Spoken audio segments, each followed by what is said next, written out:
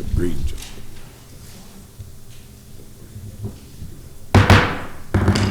All right, so this opens the Community Forum meeting of April 26th. I'm Ray Ayton. I'm the moderator.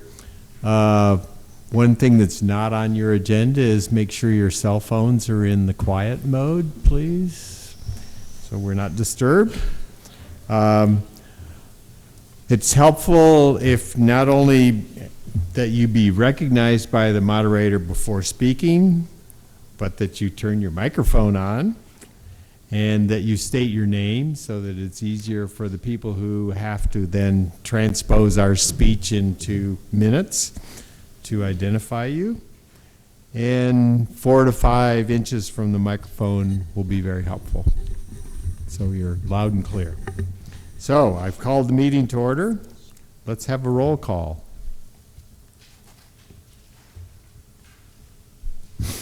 And let's see, yeah, just go around the table. This is Doug Grimm, Upper Rattlesnake.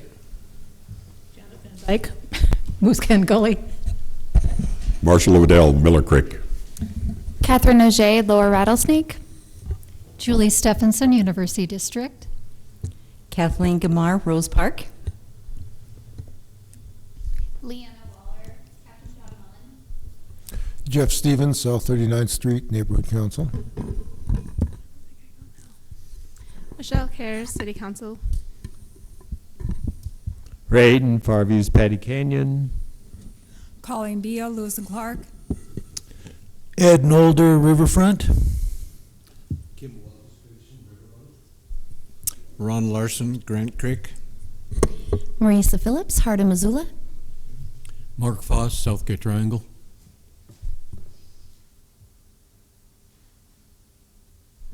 All right, I think we have a quorum, but Karen, you want to just say yes? We have a quorum. Okay, all right. So let's move on to the adoption of the agenda. Is there anybody who would like to make any additions or changes to the agenda? If not? This is Doug Grimm. I move that we adopt the agenda. Mark Foss, second. Okay. So we've got a motion and a second, and any discussion? If not, let's have a vote. All those in favor signify by saying aye. Aye. Any opposed? Any abstentions? All right, the motion passes. Let's move on to the minutes from last month's meeting, which is March 22nd. Are there any corrections before we move a motion to approve them? All right, a motion for approval from somebody. I move the minutes are approved. Okay, so identify your name, please. Colleen Beal. All right, a second. Mark Foss, second. Okay. No discussion, so all those in favor signify by saying aye. Aye. Any opposed? Abstentions? All right. Minutes are approved. Time for public comment on items that are not on the agenda, if we have any. All right. Looks like there's not. So let's move on to our first presentation, which is on housing affordability study. And Sam, you're going to do that. So if you'll introduce yourself and so on. Thank you.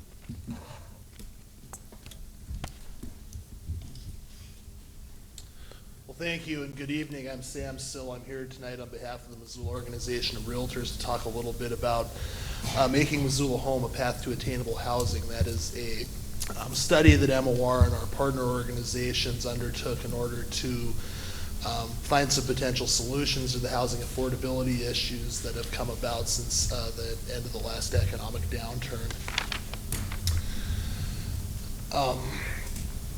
Our partners for this effort included the Missoula Organization of Realtors, the Economic Partnership, the Building Industry Association, the Chamber, the city, and the county. We started looking for partners for this initiative about roughly a year ago, again, in response to what we're seeing in terms of home prices and rents increasing to an extent that there's a lot of folks who can't afford to own a home or even afford the rent. And their current housing. After we built out our partners, we went on the hunt for a consultant someone with experience to help us with this effort, and we were lucky to find Warwith Associates to serve as the lead author and researcher for this report. They've had experience working in diverse communities across the Mountain West, and especially in the Mountain West, and they have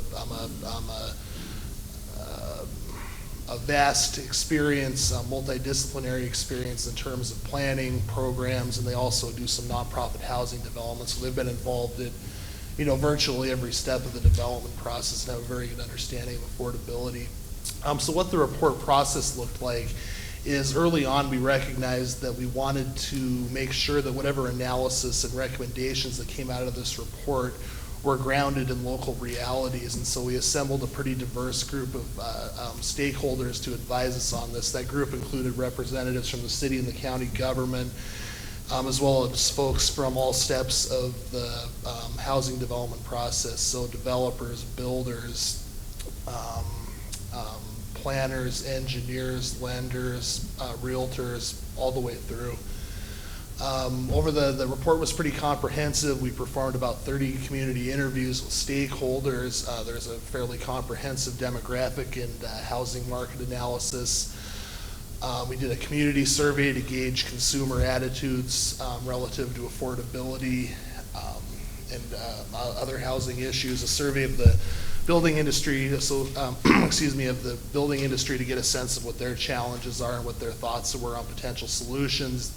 An affordability analysis, an analysis of constraints. In other words, trying to get a sense of what are the factors that are making housing unaffordable in Missoula, and that included taking a really close look at the local regulations. And then finally, some recommendations for potential opportunities to improve affordability in Missoula. So we'll jump right into the demographics part. Missoula is a growing community, as you can see from the statistics we've put up here. Growth in the city was greater than the national average from 2010 to 2015. We're seeing a trend towards smaller households, which is kind of interesting. In other words, we're seeing more single-person headed households in Missoula than perhaps in other communities. And we added about 2,500 people to the workforce over the last 10 years. So ultimately, what that has meant is that we're seeing increased pressure on our housing supply through increased demand as a result of population growth and growth in the workforce. Missoula is a regional economic hub, and that's something that I think we're going to be able to expect going forward. In terms of age and income of the population, Missoula is a relatively young town. We have a university here that probably won't surprise most people. And one thing that we found pretty striking looking at incomes is that there's a substantial proportion of folks within particularly the city of Missoula that are cost burdened. That means that they spend more than 30% of their gross income on housing, which ultimately leaves very little money left over for medical emergencies, savings, their kids' college education, that sort of thing. Nearly half of the city is considered low income. Again, 17,000 plus cost burdened families countywide. 41% of the city households are cost burdened. That adds up to about 12,000 plus households. And the cost burden is especially felt by renters. More than half of renters in Missoula County are cost burdened. And that figure, I can't remember off the top of my head, but it's higher within the city of Missoula than in the county. So taking a look at the housing market activity, since the last economic downturn, the market has really recovered and is in fairly robust shape at this point. The median sales price for the Missoula urban area was about $268,000, which is up from around $200,000 in 2010. It's a fairly rapid increase, and certainly it's outpaced incomes over that time, or growth in incomes, I should say. About 1,500 homes were sold in 2017, which is more than the peak volume in 2007, and building permit activity was higher in 2016 and 17 than in recent years, mostly new multifamily units within the city. If you look back and compare the current decade with the prior decade in terms of building permit activity on the residential side, what we're seeing is that per year we are building fewer single-family units and more multifamily units. There's, I think, a whole host of reasons for that we'll get into later, but that's kind of what we're seeing from a development perspective.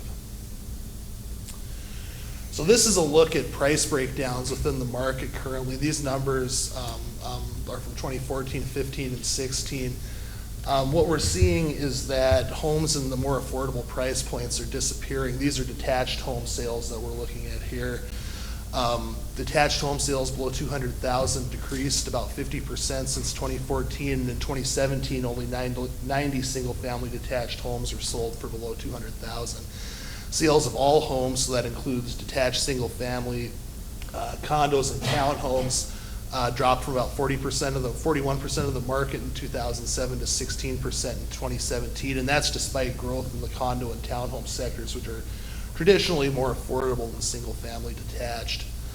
Sales of all homes $300,000 plus are increasing rapidly as a share of the market, so we're definitely seeing dwindling options in the more affordable price ranges. Just to give you a sense of the challenges facing consumers, this is a compilation of listings from April of 2017. April's typically a pretty active month in real estate. You're moving towards summer. There's a lot of listings coming on the market. Only 9 detached home listings under $200,000 and another 21 at 200 to 250 countywide. All homes, so again, including detached condominiums and townhomes, represented about 11% of the listings, 200 to 250, an additional 11%. So, roughly 20% or about a fifth of the listings out there were what we would consider the, traditionally more affordable prices. Rental housing faces some similar challenges to ownership housing, and we're seeing a number of circumstances come together that are putting pressure on the rental market. There's an increasing number of people priced out of home ownership, so they're renting and they're competing with lower income renters for rents, and that crowds them out and drives up rents. Robust population growth, which you already covered, a young demographic. Younger people haven't saved money yet for a home. They're not in a point in their career they can buy one. And then again, the large number of smaller households. A lot of single-person households, they're just not going to make enough money to be able to afford a home, so they rent. All of these factors have come together to present challenges in the rental market. These are vacancy rates from 2012 to 2016. Typically what we look for in terms of vacancy rates is anything below 5% is a very constrained tight market, and typically what that means is rents increase.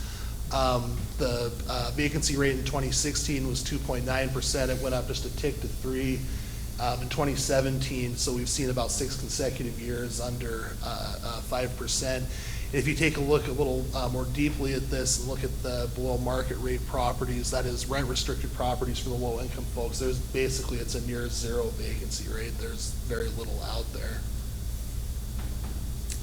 So as part of this effort, we tried to better define affordability in Missoula in terms of comparing consumers' ability to pay by looking at median incomes with what we're seeing in terms of actual market activity through home sales and average rents. So what's in front of you here are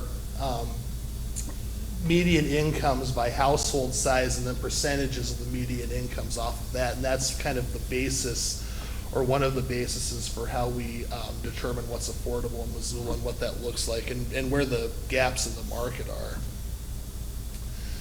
So this chart looks at rentals. What we're doing here is comparing average rents for rental units by the number of bedrooms and also by the type, whether it's a house, duplex, multi-unit, et cetera. And then if you look on the left-hand side, you'll see an affordable area median income for each of those. And that essentially says at what point on the income spectrum these units are affordable.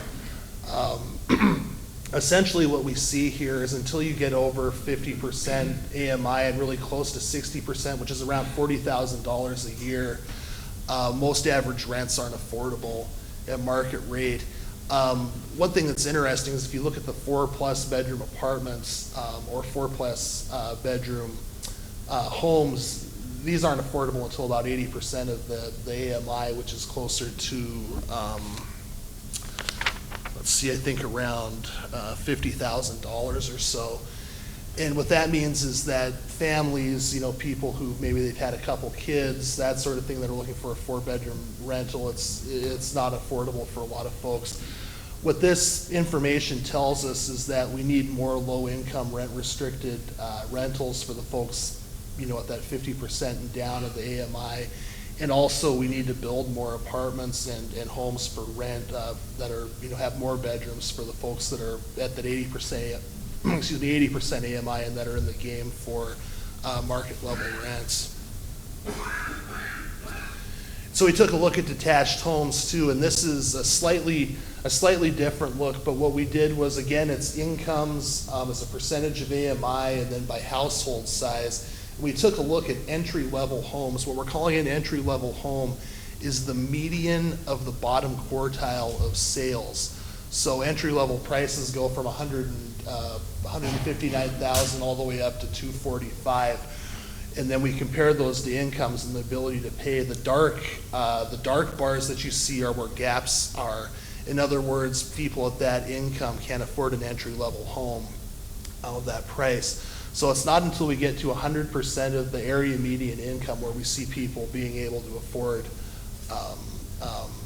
market rate median priced homes, entry-level homes. And the thing that I want to point out to you about this is that 100% AMI means that half of the population is below and half of the population is above that income. So essentially, half of the people in Missoula County can't afford an entry-level detached home.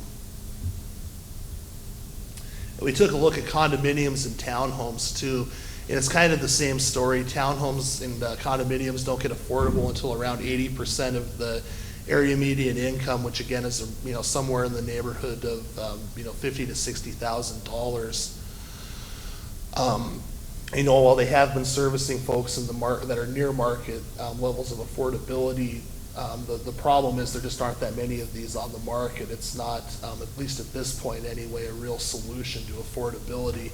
The other thing is condominiums in particular have challenges around financing. They have homeowner association fees and different things that make them less affordable than what they might look on the surface. So there's definitely, the takeaway here is that there's really challenges even for folks who are at near the median income.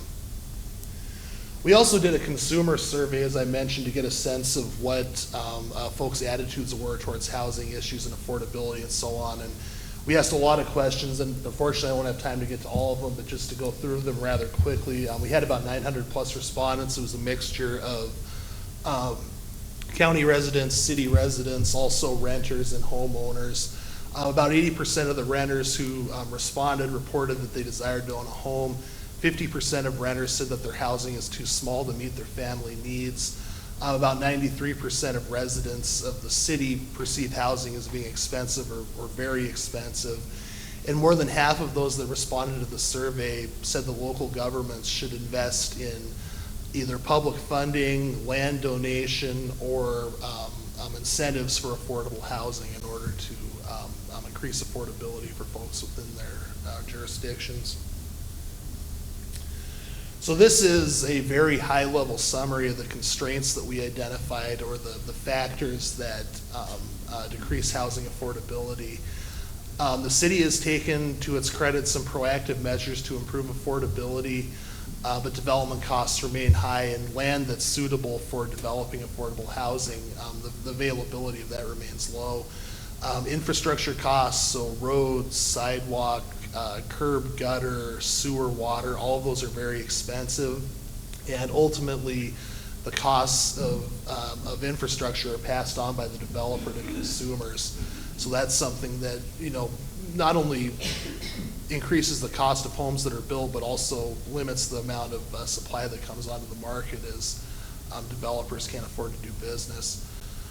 Subdivision process, that's the process by which we divide up land to build homes on it that people can buy, is a burdensome process, more so in the county than in the city, and certainly in the areas of the county that are unzoned.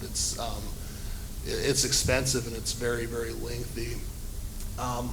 Another issue that we identified is that the city needs to better align its inward growth policies with its regulations. We have a growth policy that says we're going to focus inward, but the zoning, to some extent within the city, doesn't match up with that. And that's something that, as the community continues to grow, as it will, whether we wanted to or not, if we want to continue to be a compact and resilient and affordable community, we're going to have to, live up to what we said we're going to do through our community planning processes.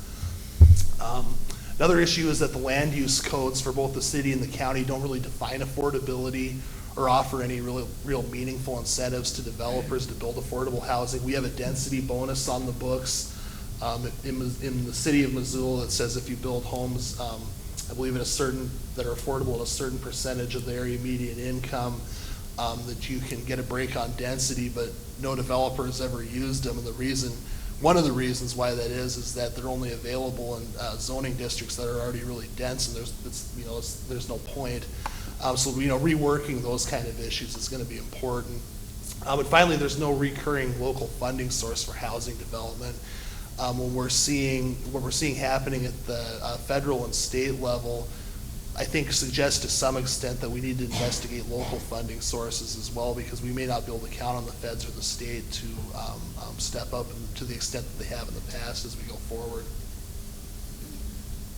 So some of the conclusions that came out of the consultant's work was, again, the supply of affordably priced detached homes is nearly evaporated for folks below 100% of the area median income, which comes out to about $65,000, $70,000 a year. More than half of renters struggle with affordability. We've, to some extent, reached a threshold moment in Missoula where we're kind of drifting towards becoming a resort community versus a community that's affordable and inclusive and economically vibrant, and some of the things that I think most of us embrace about Missoula in its current and past form. There's certainly opportunities for streamlining regulation to lower development costs and also to create incentives for developers that want to build housing that better meets the needs of the community. And there are opportunities to build capacity, develop programs, and leverage local funds to a greater extent than what we do now. And so we'll get into the recommendations next. And one thing that I want to emphasize to this group is that there aren't really any one big easy fix or silver bullets out there for these affordability issues. Ultimately, what it's going to come down to is trying a whole bunch of different smaller things, seeing what works and what doesn't, and expanding upon the things that do, and going through sort of a constant reappraisal of what we're doing and keeping track of what's happening in the market so that we know what we're doing is working or not.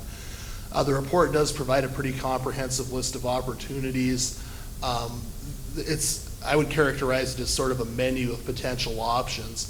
We may find that not all of these work. We may find that some of these may not mesh entirely with our community values, and the community won't want to move forward with them, and that's fine. We have public processes for that, and ultimately this is up for the community to decide what they want to do with. But collaboration between the city and the county is critical, as is collaboration between the public sector and the private sector and the affordable housing providing nonprofit groups that we have.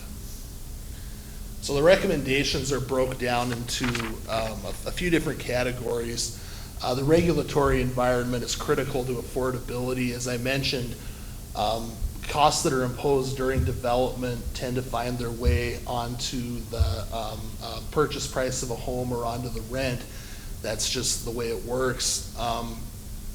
One thing that we would like to see is for the city and the county to create some formal incentive programs for affordable housing development. So typically what that would look like is if a developer agrees, okay, I'm going to build some homes at a certain price range that are, within the more affordable price ranges for folks, let's say 80% of AMI or maybe even 100% or down from that. They'll get a break on their impact fees. Maybe they get an expedited permit review process. They get a break on their setbacks. All different things that allow the developer to bring a product to the table more quickly, and that those savings can be passed on to consumers. We'd like to see the city consider rezoning with densities high enough to support affordable development. One of the big drivers of the current lack of affordability that we're seeing are land costs and infrastructure costs. Density allows you to mitigate those by, putting more units down to spread those costs over more units. That's, again, something we said we were going to do in the growth policy. We haven't done it yet. Whether this is initiated by local government or whether it's initiated by property owners will, remain to be seen. That's not, my decision to make. That's, largely going to be up to the city of Missoula and the county to figure out, but it's definitely an opportunity. And as I mentioned before, it's something that we're going to have to do if we want to continue to grow intelligently, to take responsibility for our growth and to grow in a way that's compact and affordable and lends resiliency to Missoula. Accessory dwelling units, that's something that we would like to see more of happen within the city of Missoula. ADUs are really only one of the few strategies that exist for densifying existing neighborhoods in a way that's minimally disruptive to neighborhood character. What we've found is that through the analysis that ADUs are really pretty constrained by the current zoning code. And if you take a look at other communities, Portland, for example, what they've found is that as they've peeled away some of the restrictions on ADUs, they've wound up with more of them, which is ultimately, I think, a good thing from an affordability perspective. Will certainly benefit renters and and another thing that I guess that maybe we should think about is that there are some benefits for the homeowner too, particularly and potentially elderly homeowners who could have an opportunity if they so wish to rent out the ADU in order to bring in some more income. If they're on a fixed income and they're continuing to see their property taxes and other living expenses going up. So it's potentially a way of people being able to stay in their homes. Obviously there's some upfront costs to get a dwelling like that up to code, but over time it could pay off.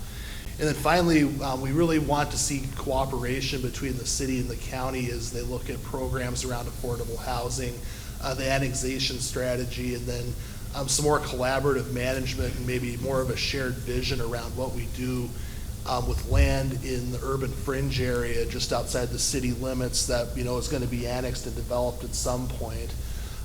Ultimately, we'll be more successful and design better neighborhoods and more affordable neighborhoods if the two local governments work together.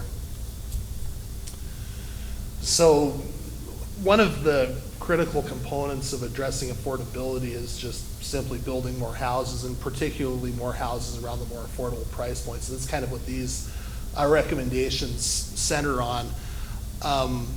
We'd like to see the city and the county both take a look at some of the land holdings that they have and consider them for either donation or sale at a subsidized rate for low and moderate income housing. So what we think this would look like is the local government would identify some of these pieces of land and issue requests for proposals to developers. Obviously these would need to be, given that the community is giving something away, these would need to be below market rate housing that is built. But there are some opportunities there. In a city context, the city's come into ownership of Mountain Water, and they've acquired some pieces of land there that could potentially be useful for affordable housing. As I mentioned earlier, infrastructure is incredibly expensive. One way that the city could help and the county both could help out with those infrastructure costs is to plan for some targeted infrastructure development. I think particularly in the areas just outside the city limits, but where we already have water and sewer, thinking about getting Tiger grants, for example, for roads and sidewalks and such things. That's an opportunity to lower the cost of development. And finally, one of the, when we think about infill, I don't think anybody wants to, ruin the character of anybody's neighborhood. One way that we could perhaps make infill more palatable and make it happen in a way that isn't,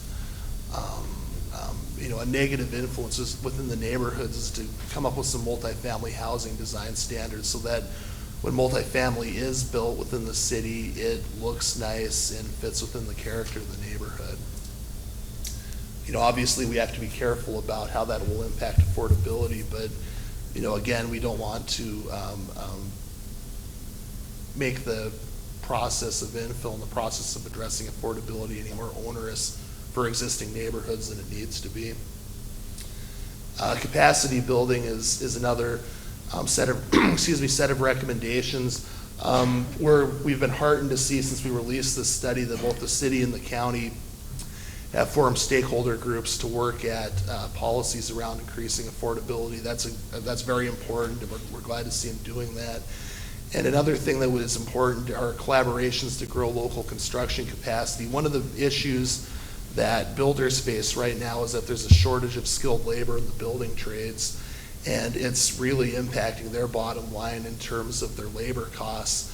So what we would like to see going forward is increased coordination between the building industry, local nonprofit developers, our higher education institutions, and ultimately with the goal of creating more relevant curriculums and getting a better pipeline of folks into and out of the building trades. Programs around affordable housing can amplify what we're able to do as a community. One thing that's, I believe, a critical, kind of step one thing that should happen is the city and the county should work on a framework and measurements for the impacts of whatever we decide to do going forward to address affordability in terms of being able to gauge whether they're being successful or not. We need to have good data-driven benchmarks so we know where we are now and whether or not the investments that we've made in affordability are actually helping or not. We don't have anything like that right now, but it's certainly something that needs to happen. Strengthening down payment assistance and homebuyer educations will empower consumers to be aware of the resources that are available to them, and that's going to be important for people in that 65 to 80% AMI range. Besides things like regulatory reform and incentives, they're going to need help through down payment assistance, probably maybe even several down payment assistance programs in order to make it work. And then finally, we should think about how we can expand approaches for preserving the existing affordable housing stock that we have.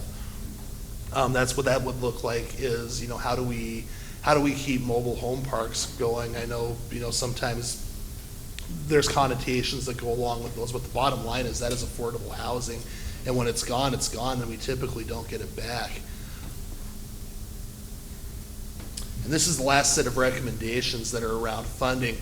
Ultimately, whatever we decide to do relative to housing affordability, we'll be able to amplify and do more if we have some local funds at our disposal. Again, with what we see happening at the federal and state level, we may not be able to count on the feds in the state to the extent that we have in the past, and we'll be in a lot better position if we've got a local source. The big question there, of course, is where does the money come from? Is it a bond issue? Are there other ways of doing that? And we need to be careful with property taxes because those impact affordability too. So it's, there's definite need for it. How we get there is is the real challenge. And finally, we'd like to see the city in particular leverage tax increment financing to support housing affordability through infrastructure funding, demolition of existing structures, that sort of thing. We've had some success with that to date. Scott Street Village, if you guys are familiar with that development on the north side, those townhomes and single-family homes out there sold for, and are continuing to sell for, considerably less expensive than what a lot of other developments are. And one of the reasons for that is that the developers got some assistance from MRA for infrastructure development and for demolishing some of the existing structures. And so that concludes the recommendations, but what I'll leave you with, I guess, is, is that it's not too late in Missoula. If you look at other communities like Boulder or, the Aspens of the world, the Bay Area, to some extent, I think the horse is already out of the barn for them. We are seeing, rapidly increasing prices here, but we haven't reached the point that some of these other communities have, and there's certainly opportunities to improve. We've been heartened, I know, to see that the city and the county both, I think, recognize that affordability is a problem. They're working towards solutions. They're utilizing this document, which we're glad to see. I guess what I would leave you with is, as members of the community, is to think about what kind of a community do you want Missoula to be. There's certainly trade-offs for exploring some of these options, but there's also trade-offs if we allow this lack of affordability to go unchecked. These aren't, easy decisions to make. There'll need to be community conversations, but ultimately we have a problem here, and we do have some opportunities to, to solve it to some extent, or at least to help. And with that, I don't know how much time we have left. I think I ran a little long. I apologize for that, but I'm happy to stick around and answer a few questions if you like. So, yes, we got questions. Okay, so and then Jeff will be next after Kathleen. Yeah, it's Kathleen Gamar. I have 2 questions just regarding what is a detached home? What is the description of a detached home? So a detached home is a home that isn't attached to any others. It might be easier to define it with what it's not. It's not a condominium or a townhome. It's a freestanding, single-family home, no shared walls. Okay, thank you. And the other thing is, and maybe it's just not coming to me, what is an ADU?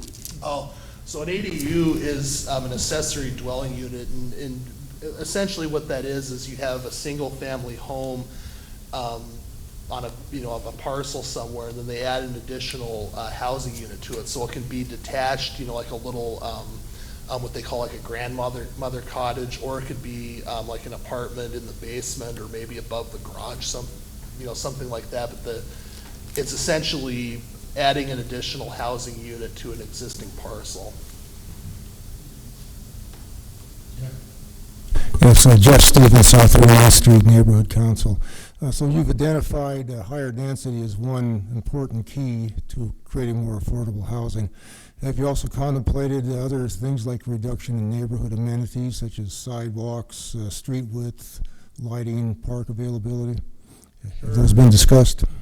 Yeah, I mean, those present opportunities to some extent. If we talk about road widths, for example, right now the county subdivision regulations actually require 12-foot wide road widths, which is about as wide as an interstate lane, which, to us is crazy, and to the county's credit, they're going to address that. But, narrower roads within neighborhoods ultimately save developers and consumers a lot of money, and they also slow traffic down and increase safety. So, yes, I would say that's definitely something that should be considered. Have you discussed sidewalks or elimination of sidewalks in neighborhoods? Well, that's a little more of a difficult topic. From a social justice perspective, people need to be able to get around, and people with limited mobility, struggle to do that without sidewalks. But I would say that they do cost a lot of money, but it's not something that I think people will be willing to do away with. Yeah, we do have a complete streets program in the community, and I think a lot of people are very supportive of that, so that is an area of concern for me. I live in the Wapakee area. It was originally built in the county before annexation, and one of the deficiencies in our area is lack of sidewalks, and our streets are rather narrow. When you have 2 cars parked opposite of each other on one of our streets, and you have 2 vehicles coming at each other from opposite directions, you can't pass each other, and that's not necessarily a good safety feature. Sure. When you have people that can't use sidewalks because there are none, and you have so we have pedestrians and bicyclists and dogs and cats and deer and vehicles going down those streets, it can get to be a considerable safety issue. Sure. So those are all things we need to keep in mind when we're talking about reduction in standards for street I'd width. agree with that. I'm not particularly familiar with your neighborhood, but you can definitely go too narrow. I think Canyon Creek Village is a good example of that. If you guys have been out there, as I'm sure you have, it's a mess. You get some snow on the ground, and it's even worse. So there's definitely a point where this, trying to narrow up roads to save money and improve safety doesn't make any sense. It's all about balance.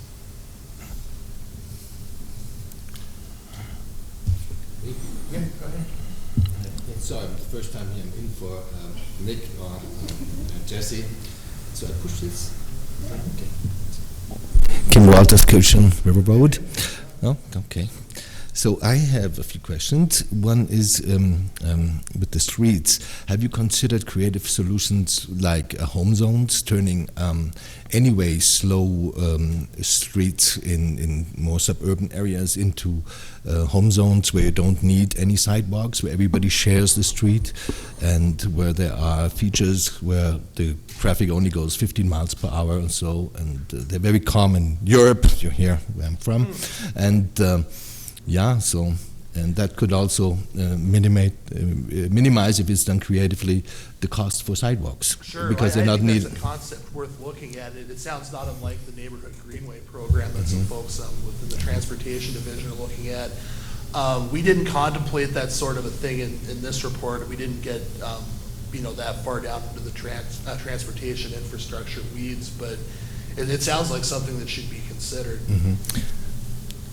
My second question would be, when you look at the detached homes that were sold, I heard of a lot of houses that were sold to investors who then turn it into rentals.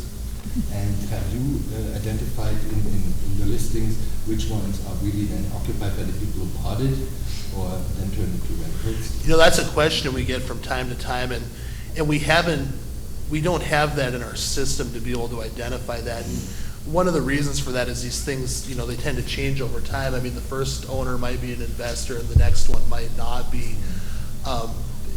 But that's definitely something that's out there. I mean, we live in a free market society, and people have that option if they want to rent out homes, and it's something that we need to keep our eye on. With that being said, investors don't always win bidding situations on homes. They tend to look at ratios and the numbers more than anything else. Homeowners will, if they maybe really like the backyard, or they think they can turn the garage into something cool or interesting, will be willing to go a little bit higher than what investors will. So they don't always win, but that's definitely something that's out there. Yeah, and I don't say that it's a bad thing or so. I just noticed that this is a tendency also in my neighborhood, and I heard just yesterday somebody say for 2 houses she wanted to sell, and both went to investors, and they make it rentals. So. Right. And then my third question is, actually there's an agency has been founded to find also solutions for affordable housing. Aaron Behan, I think, are you working together with them? Yeah. Aaron was a member of our advisory group for this report, and we continue to keep in touch. The city's appointed a housing task force to look at some of these issues, and we're working with her through that as well. Thanks. Kim's last question was in line with mine, Michelle Cares, City Council. I was wondering regarding the opportunities to streamline regulations, who should the community expect hearing those ideas from? Will it be the Housing and Community Development Office submitting some ideas around streamlined regulation ideas? Because on City Council, we've been hearing about the need to streamline regulations and make development more affordable forever. And when I think about what exactly do we need to do to take action on that particular item, I'm not clear on the list and the priority of that list. And so you had mentioned a couple of things like the impact fees, the setbacks, and the expediting the process, but when, and mostly not when, who will those ideas come from? Sure. So I guess first I would say the presentation that I gave you all today was pretty abbreviated. I don't know, Michelle, if you... I was, but it's repetition isn't my favorite. Right, yeah, if you made it to the one that Daniel did, but it was more like an hour, so I didn't hit all of the recommendations around regulatory reform. I know that Aaron has had a lot of conversations with folks in the development community. There's a lot of recommendations in this report. Ultimately, I think what we're looking for is either forthcoming or within the report. Okay, my last question is, there are 15 people here, each representing a different neighborhood in the city. Quite a lot of coverage, really, when you think about it like that. And so what do you think is the best way for neighborhood councils to be involved in this work going forward?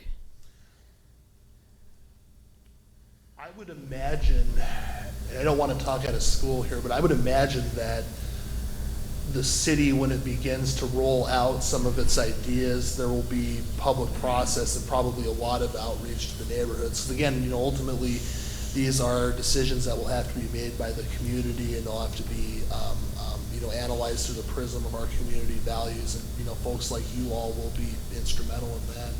Thanks.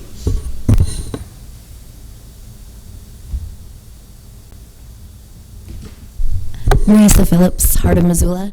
I'm curious. I know a lot of the housing that's been going in, either rental or for purchase, like the communities I'm involved in aren't interested in what they're building. So I'm curious if there's any outreach on what people are actually looking for versus what's being built. I mean, just to help me understand, I guess, what kind of building, or what kind of building are you looking for that isn't happening? Well, a lot of, at least non-transplant Montanans aren't looking to live in a giant apartment building, or a lot of the neighborhoods that are being built outside of the city that all the houses look the same. Right. So I'm just curious if there's any type of outreach to see what people are looking for design-wise or livability. I know that, developers are always looking at what consumers want, and sometimes the product, in order to meet the, the production costs of development, in order to keep it affordable, aren't always, super great looking. I mean, I hate to keep picking on Canyon Creek Village, but there's an example. I mean, that was affordable housing when it was built. It's still affordable to these, to this day. The houses are about this, far apart, and, the color scheme is a little, I guess, homogeneous, you might say, but, those are the kind of trade-offs that come with affordability. And it's, I mean, I wish I had a better answer than that, but that's just unfortunately how that kind of works. But, we can do some things through design standards and all that, and, hopefully make it a little more palatable, if nothing else. And, again, density, like we see out at Canyon Creek is basically what it takes to make an affordable product, just because of the expensive land and infrastructure. Doug? Would it make sense for Missoula to start thinking about building up around our three sort of central business districts, putting up 8-story apartment buildings? Well, I don't know about 8-story, but I think growing up, word is going to be a big part of what we have to do going forward, because, we are land constrained. Growth is going to continue. I think, we've said through our community-led planning processes that we want to continue to be a dense community. So growing up is definitely part of it. And, maybe that's going to look more like, 4 or 5-story buildings, but, it may be over the long term, 8 stories will be what it takes. I don't know.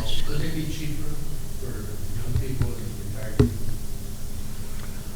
Yeah, they should be. I mean, typically multifamily buildings, multi-story apartment buildings are cheaper to develop. It's certainly a much easier type of project to get permitted, and the material costs tend to be less. So, yeah. Once you do reach a certain height, though, I think it's once you get over about 3 stories, then, excuse me, you get into some complications in terms of, having to have, required elevators and different things that drive up costs. But Fireproofing. Right. I think Michelle's got a comment or question up here. Yeah, I have a comment on that. I just think it's, we are able to go pretty tall right now in many of our districts. Where I represent River Road and Franklin to the Fort, many areas are 45 feet, but very few buildings are built that tall because people don't want to live in them, the neighbors don't like them too much, or, I'm not sure why, but the market isn't building to the height that they could. And like the Merck, the new hotel, could have been taller, and the Rome student apartments could have been taller, but they all weren't. And so some of that is like, well, we could be building higher now and we're not. And we could be building more densely than we are in many places, but we're not. And that's an interesting part of the conversation too, is like, yeah, we should upzone some things, especially if we want to be in true alignment with the growth policy. But also maybe we should be building to the density that is allowed, because we're not often not seeing that. Yeah. Just part of the conversation. You know, I think that's a good point, and we do at times see developments that don't, go to the maximum density. Sometimes that's, from the developer's concern relative to, what they can actually sell and what consumers want. But it's also, those maximum densities are kind of theoretical. If you take a subdivision development, you also have to give up 11% for a parkland dedication. You got to build roads, sidewalks, everything else. So, these maximum densities that are out there may not actually be attainable. Jeff? Yeah, after World War II, a lot of cities in the United States started to experiment with high-rise, low-income apartment complexes. And over the long term, most of them, many of them at least, turn out to be real disasters. And a lot of them have just been torn down because they just didn't work as a social experiment. And the residents didn't value them. They found them frightening and intimidating after a while. But, so we've got to do something better than that. Yeah, I would agree. Mark? Mark Foss, Southgate Triangle. I'm just wondering if the Missoula Organization of Realtors, the other side of the coin, are you working with businesses to perhaps pay affordable living wage? So that I deal with a lot of young kids that are in their 30s, 35 years old, and the wage they're making in these businesses, getting paid, they can't afford housing here. So the other side of the coin is, get them to pay more, a living wage. Well, wages are definitely a part of the problem, and I mean, compared to, the national averages and such, we're definitely down. And wages have been stagnant for a number of years. I mean, we definitely need more good-paying jobs in Missoula. And what's interesting about that is if you talk to folks in the economic development field, what they'll tell you is that one of the constraints on bringing better paying jobs to Missoula is that the housing isn't affordable here. And, that's something that when employers consider moving to Missoula, they definitely look at, especially if they're, companies from the South or the Midwest where housing is, let's face it, dirt cheap compared to Missoula. So there's definitely a kind of a chicken and the egg thing there, but I agree wholeheartedly. Wages need to come up. That would, coupled with some of these strategies to address affordability, I think we'd be in a lot better position. And Missoula Economic Partnership is working on a workforce pay study.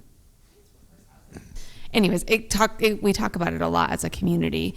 MOR is sometimes at the table, but they're not leading the good discussion frequently. Right, that's a good point, Michelle. Thanks for bringing that up. We, we're a pretty small office. We can't fight every battle, but I definitely hear what you're saying. It's something that needs to happen. Yeah. Tim, maybe if I could ask the last question, and I think we probably need to move on, but are there examples in our nation that you have found that could be applied to Missoula? Sure. So most of the, I don't think there aren't a lot, there isn't really anything new under the sun relative to a lot of these recommendations. I mean, some communities have had some success with some different things. Portland has had some success around ADUs. Seattle has started an Office of Neighborhood Outreach that actually goes out and, actively tries to bring renters and lower income folks into these sorts of processes so that, the voices of people who are actually impacted by the lack of affordability, they're at the table. One thing that I saw a study the other day that took a look at fast-growing metropolitan areas with strong economies, and typically what they saw was that the communities that built the most houses over the last, basically since 2010, saw the least increases in terms of their median sales price. The flip side of that was, when you take communities like, trying to think of some of the examples, Boston was one of them, the Bay Area was another that, again, strong economies, a lot of growth, that built, considerably less homes tended to have the highest increases too. So, ultimately, I don't have a great example of a community that has, checked all the boxes and did a bang-up job of addressing this, but there are examples, here and there of communities who have, found at least one or two things that would work. I mean, I think the challenge before us is finding things that will work in Missoula, number one, and then getting, more than a couple of them together. Thank you. Any other questions? Can I sneak one in? One last one. Yeah, all right. One sneak in. Is it on? Yes. That is actually a question for Michelle, maybe. A few years back, there was this broadband internet committee, and I wonder where it went. I'm thinking of, I watched it, and there is something in I-90, a big thing we could go into. I remember that many cities competed to be a Google fiber city, and to have Google, put broadband everywhere in, so make it a remote workers' paradise, which is, I think, one of the new economy. So maybe you. Yeah, I can't speak to it very well. It's essentially, maybe actually Sam would do better, but it's not going anywhere, and it's not going anywhere fast. And people still care, and there's no momentum. And the schools all got fiber when they did Smart School 2020, which is good. But it was like really myopic because it was all about Missoula County Public Schools. Brian von Lasberg, who is on city council and is the city council president, is the liaison for that project. And every time we talk about it, he's like, there's nothing to say. So I don't have that's my report. Well, thanks so much for having me. I enjoyed presenting this to you. And the full report is available on our website. It's MissoulaRealEstate.com. If you have any questions that pop up after this, feel free to call the office. I'm happy to chat with anybody. So thank you again. Thank you. Thank you. Do we have our way to go person? Yes, okay. All right.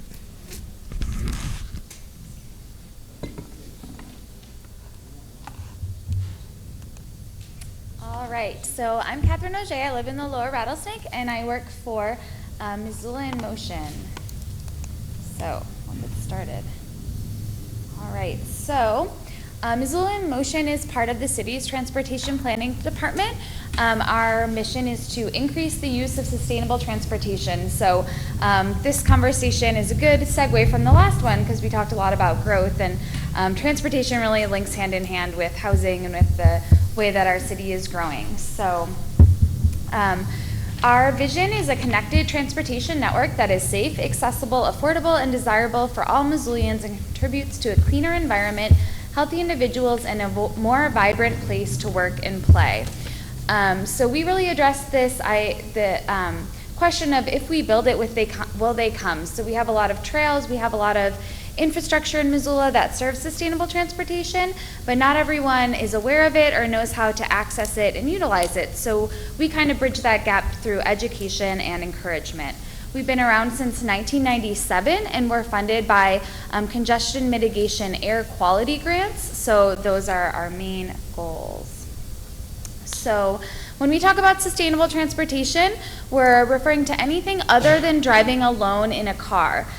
So that includes biking, walking, riding the bus, and also carpooling, and then riding vanpool. We do have a vanpool here in Missoula that brings people in who live outside of the city on a regular basis. So why sustainable transportation? Why is this something that we care about? A lot of times, a lot of us just get into our car for all of our trips without even thinking that we are making a choice and realizing that choosing that transportation option is something that that choice has consequences, and we do have a number of options to choose from sometimes.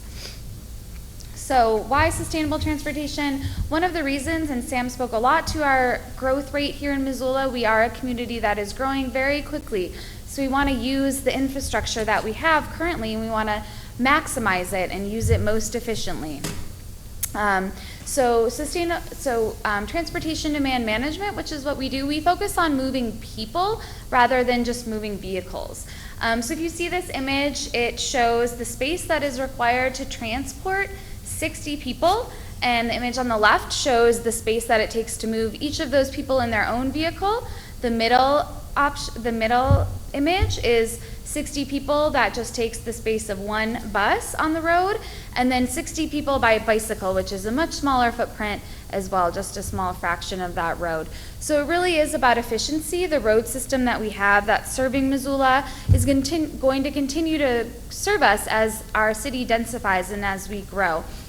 So the more people we can move in the least amount of space will really benefit us all. Some of our planners in our recent long-range transportation plan, they use technology to do modeling to anticipate what the congestion will be like in the future as we grow. And so they did 3 different models when deciding where to focus our federal funding that comes in for transportation as we grow. And the first model sent all of that money just to building wider roads and more roads. The second model was a mix between sustainable transportation infrastructure, which is far less expensive than building roads. And the third was putting the most money to sustainable transportation. So what was surprising, or not surprising, but many people who aren't familiar with transportation planning would find surprising, is that putting the most money into widening roads and building more roads created the most congestion. And that is something that planners know. If you build bigger roads, more people will drive in a vehicle. And cities all over the world know that that is really not the solution to a growing community. So we really want to grow in a way that benefits everyone and gives everyone transportation options. With that said, we know that many people face barriers to using sustainable transportation. And so the bus system doesn't serve some neighborhoods, and so that's not an option. And, people with kids have a lot of challenges. So we are really not anti-car, but we really want people to be aware of their options and make informed decisions. And we really emphasize doing what you can when you can. So even if that means just making one trip a week instead of driving, maybe taking the bus or walking when you do have the time, and if everyone just was able to do it that fraction of their trips, that would really have a benefit to everyone. So doing what you can when you can, and when one person makes the choice to use sustainable transportation, it really benefits everyone. So people who do have the bus available to them, if they ride it, it's one less car on the road and it benefits all of the drivers. So we really try and use that perspective. Another reason why sustainable transportation is important, our current system, it's contributing to poor individual and community health. We are very susceptible to poor air quality here in Missoula, so the more that we drive, the more pollution is in our airshed, and especially during the times of year when we experience inversion, that pollution just sits in the air that we breathe in the lower atmospheric level. Our sedentary lifestyles are contributing to increased obesity rates, which was happening here in Missoula as well. And so sitting, in a car, if you have a half-hour commute every morning, is contributing to that. And then also financially, it's a burden as well. It's very expensive. And on the flip side of that, the health benefits to sustainable transportation are pretty evident. If you are able to use an active form of transportation to get to work every day, a lot of times you can meet those physical activity requirements just doing that active commute. There have been a lot of studies that show that employees who have an active commute in the morning take fewer sick days and they're more productive at work. Cleaner air supports supports community wellness, so less pollution in the air, again, is just supporting everyone in our community. It also allows seniors to age in place. When we talk about transportation options available to people when they're no longer able to drive, we want them to think about, strategically thinking about living somewhere that does have other transportation options. So I touched on cost before, and so going hand in hand with what Sam talked about, nationally, transportation is the second highest cost to households. So of course housing is the first, but transportation is the second. So when we think about a vehicle, we often just think about the cost of gas, but when you add up all of the costs of maintenance, of insurance, of parking, if you work downtown and have to pay for parking, it's really expensive over the years. So we encourage people when thinking about housing, it's often cheaper to live further out. And so when we're planning these affordable housing options, we want to also think about transportation, because if we're building affordable housing in our urban core, then maybe families don't have to have 2 cars. Maybe they can save a lot of money by just having 1 car, even if their housing is a little bit more. So those really go hand in hand. And we encourage people to think about that a lot. Our bus system here in Missoula, if you are lucky enough to be on one of the routes, it is free, and that's really valuable service. So we encourage people to think about the cost savings involved in that too. All right, so that's a little spiel about sustainable transportation, and I'm gonna now walk you through a tool that we have that helps people realize all of their sustainable transportation options. So this is our website, MissoulaInMotion.com. So this is how you can get there. If you click that Find Your Way to Go tab, this is our Way to Go Missoula tool. So this is similar to Google Maps, where you can type in, so we'll say we start at 2 locations, and then you are able to see all of your transportation options and compare them.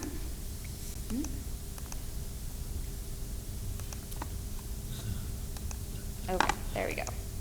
All right, so let's see if we can zoom it out, the screen out a little bit. There we go. Okay. So as you can see, what's really exciting is this tool has a carpool option. So that's something that we hear a lot of workplaces want people, their employees want to carpool. But they haven't had a way to search and connect with other people that might live along their route or in their neighborhood. So this is a public tool that anyone can use to connect with carpools. We also have specific workplace networks where, so for example, St. Pat's is a big employer, so if you only want to carpool with people within that organization, there's a way to post with that as well. So you can view it either as a rider or as a driver. As a driver, you can see how far out of the way you would have to go to pick up other people going along your route. And to back up a little, so you see you have all of your options for transportation, and then you can compare them by the time that the option takes, the distance, and then also the amount of CO2 diverted.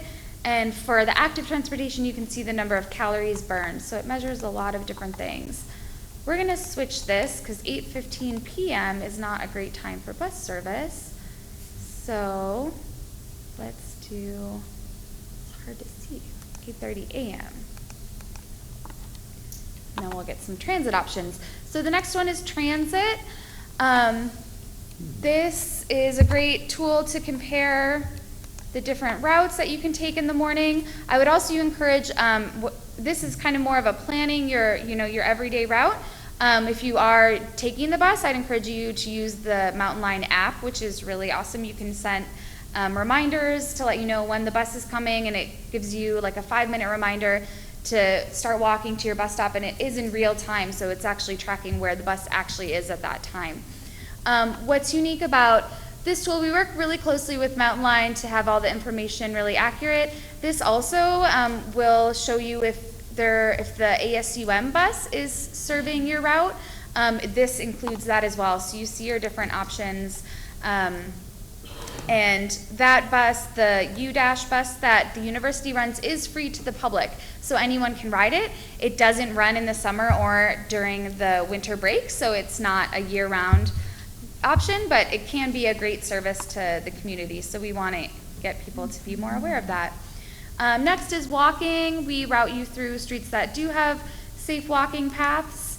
And then our bike routes, what we really like about this, so when you think about biking to somewhere that you go regularly, oftentimes you think about how it would be to bike from your house to that place the way that you drive. And a lot of times that would maybe not be so fun. but there are a lot of other ways to get around.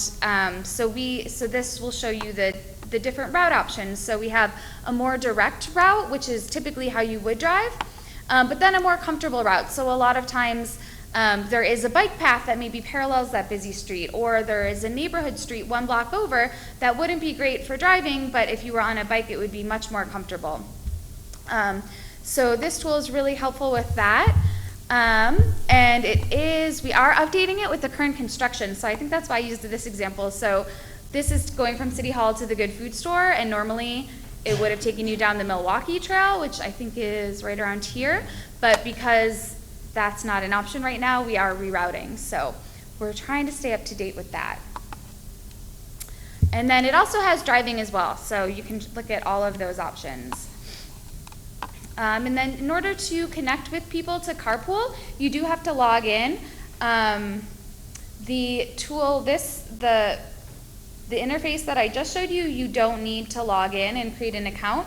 So anyone can use it, and we've shared it with a lot of different people that assist people who are low income, and we've worked with Missoula Aging Services to share this resource to people that maybe cannot afford a car, and these are their only options. So we've tried to get the word out about it a lot, and we hope that neighborhoods can benefit from it too. Let's see if I get this right. Okay. So now that I'm logged in, I'll just show you really quick this part of it. So not only does it help you discover all of your options, but there's also an option to track your sustainable commutes. So we use this a lot with workplaces. Workplaces that have parking issues approach us to ask how they can, improve this parking issue. So we work with their staff, and we educate them about their options, and then have different ways to encourage and incentivize sustainable transportation.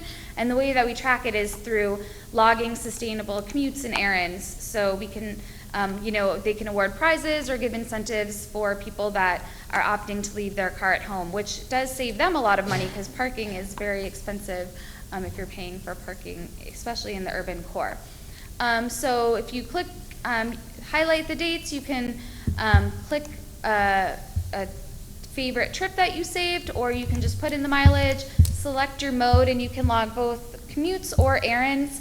And then we track all of that, and then we have we partner with local businesses and give monthly gift cards to anyone who logs trips. And we try and keep those at an easily achievable amount, so we're not just trying to reward the people that are able to do it every day, but rather people who can only do it maybe once a week. So that is a little overview of Way to Go Missoula. We'll go back to the presentation. I guess, does anyone have questions on any of that part on the website? Okay, great. Okay. So I mentioned you can track, and this is really valuable data too for workplaces to be able to illustrate the impact that they're having, and also community-wide. Another reason to log your sustainable commutes is to inform our planners. So we work with the Transportation Planning Office. And so if we see that a lot of people are biking from one area of Missoula to downtown every day, and we know that there's not good infrastructure there, that identifies a gap in our system and makes it easier for us to make a case, or for the planners to make a case when they apply for funding to show that we need better infrastructure in these areas. So it is valuable data when you track those behaviors. I mentioned we have monthly trip challenges, so we partner with different local businesses, and those change every month. And our Guaranteed Ride Home program is something that we really want people to get the word out about. Oftentimes, when you are thinking about using sustainable transportation, you are hesitant to leave your car at home because sometimes unexpected things come up. So if you have a kid, your kid might get sick, you have to go pick them up from school, take them home. Or if you carpool with someone, maybe they have unexpected overtime one day, or you have unexpected overtime and you took the bus and missed the last bus home. So we know that is a big barrier for people when they're making that choice. So because of that, we offer a program called Guaranteed Ride Home. It used to be 4, and we've upped it to 12 free rides home per year. So if you have to take a taxi, and we also accept Uber and Lyft, we will reimburse you for that trip home, and it's about once a month. So it's a pretty significant safety net. We know things come up, but we don't want that to stop you from using sustainable transportation. So spread the word. And so in order to be eligible for this program, all you need to do is log trips with our Way to Go Missoula tool regularly. So about, if you're logging just one trip a week, you would be eligible to use this service. So it's pretty exciting. And so Missoula in Motion we have a lot of different programs that educate and encourage people about sustainable transportation. I'll kind of just speak to them briefly. I know we're kind of behind on time, so I'll try and be brief, but May is Bike Month, so we have a lot going on this month, partnering with different organizations. We mostly just promote all of the events that all of the awesome organizations around Missoula are doing to get people out riding bikes now that it's nice weather. Our Commuter Challenge, that is our business-to-business competition. We have workplaces compete to see who can compete sustainably the most. The big emphasis of this program is to get everyone at a workplace to try sustainable transportation for just one commute, and it's over a 2-week period.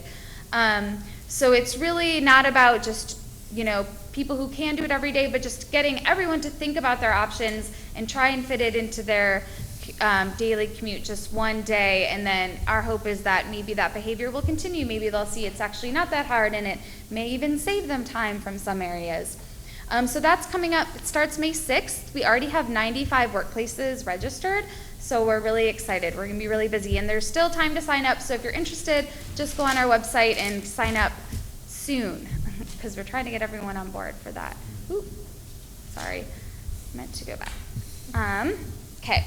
Parklets, this is a partnership with the Parking Commission. You maybe have seen them downtown. They're every first Friday during the summer months. So we convert parking spaces into people places and temporary parks. And so they'll be out the 4th of May is our first parklet. And we partner with different local businesses. So look out for those. And then Sunday Streets is our open streets event. And I'll actually pass these out. These have all of the dates of our events coming up this year. So Sunday Streets is September 9th. That's when we close all of Higgins to cars and open it up for people for healthy activity and opportunities to bike and walk and get used to using sustainable transportation options in a very low stress environment in hopes that you continue that behavior after that time. So some of you maybe have been to Sunday Streets. The Office of Neighborhoods always has a table and does an activity. So that's a really great event. And our bike valet program is a new thing that we're doing. So for big events in Missoula, when there is a lot of pressure on parking, we now have the ability to park your bike for you as a valet service, similar to car valet. And so we will do it at River City Roots. We did it at Earth Day last weekend. And we have really compact, awesome racks for it. And we will also loan them to any organization that's having a big event that anticipates that a lot of people are going to bike there. They can borrow our bike valet system for free and use it and park the bikes. So it's been really popular. Every time we've done it, we've parked like hundreds and hundreds of bikes. So it's a great program. Coming up in the fall, our Walk and Roll and One Less Car Day. Those are programs that we run in union with the university, with students being back to school, trying to encourage people to use sustainable transportation and get in the habit. And we have different incentives. We partner with about 50 different local businesses, have a lot going on. And then last year we started One Less Car Day, which is during Walk and Roll Week, and we encourage everyone in the community to see how many people we can get on one day to opt to be one less car on the road. So whatever mode works for you, and that day will be September 12th this year. It's the Wednesday of Walk and Roll Week. So we also partnered with the schools on that day and did a Safe Routes to School walking event. So we had different workplaces take the pledge, so that'll be coming up in the fall. So those are just an overview of some of the programs that we do, the services we provide. We are located in City Hall in the basement floor of Development Services. So we offer individualized route planning, so if people want to come in, we can help plan your route. If someone has never taken the bus before, we'll even ride it with them the first time.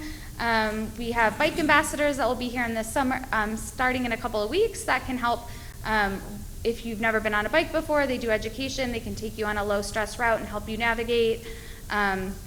We've got a lot of resources. We also have our bike maps, which also have the neighborhood greenway system, which are low-stress neighborhood streets that can help you navigate around town. And then I also brought some bus maps. You're not obligated to take these, but if you're interested, have them. And then we also give out free bike lights. So if you do come to our office, we give out free bike lights. So we like to let people know about that. And that's all I have, but I'm happy to answer any questions. Quick one. It says breakfast on the, sorry, Ray Aiden. Yeah. Using my own microphone, as I'm supposed to, Michelle, thank you. What is breakfast on the bridge? So I can answer that. Yeah. During Bike Month, every Friday, we have free coffee and treats donated from different local bakeries and coffee shops on a different bridge. So Friday the 4th is the first one. You can go on our website and see the schedule, but we'll be at Madison Street Bridge. So we just have that little extra reward for people on their morning commute that are walking or biking or walking from a bus stop. So we're at the Orange Street Bridge, the California Street Bridge, Madison, and then I think the North Side Ped Bridge maybe. So yeah, come see us. Any other questions?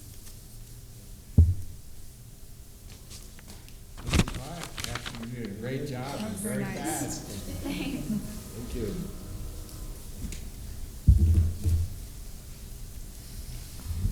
Take this for my company. Okay, rolling right along.